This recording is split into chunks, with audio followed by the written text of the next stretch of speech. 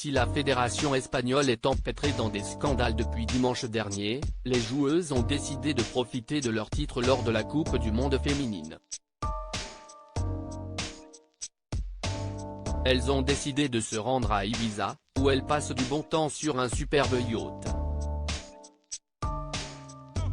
C'est une victoire historique pour tout un pays, mais depuis quelques jours, elle est éclipsée par des scandales en pagaille. Le 20 août dernier, l'équipe d'Espagne est venue à bout de l'Angleterre en finale de la Coupe du Monde féminine au terme d'un match parfaitement maîtrisé par les coéquipières d'Alexia Putellas. Juste après la rencontre, le président de la Fédération espagnole de football, Luis Rubial, qui a fait parler de lui en embrassant de force l'une des joueuses sur la bouche. Une attitude totalement déplacée et les images ont rapidement fait le tour des réseaux sociaux. Aujourd'hui, Luis Rubial est sur un siège éjectable et à l'image de Noël Le Graët en France il y a quelques mois, le président de la fédération espagnole va certainement devoir quitter son poste très prochainement. Des scandales qui s'accumulent, mais pas de quoi atteindre les joueuses de la sélection, qui ont décidé de fêter leur titre malgré tout.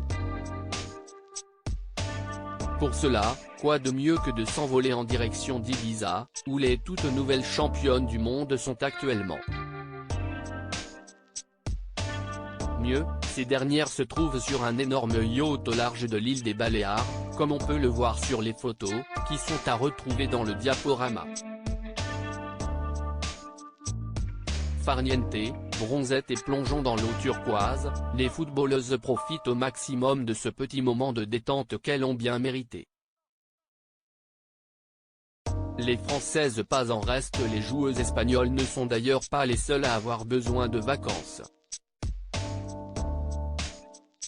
C'est également le cas de nos Françaises, à l'image de la capitaine, Wendy Renard, qui est actuellement en Corse.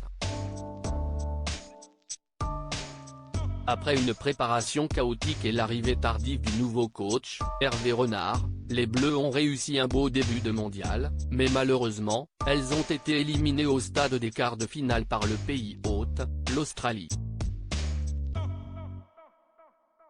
Une défaite assez cruelle au tir au but pour l'équipe de France, mais un beau parcours malgré tout.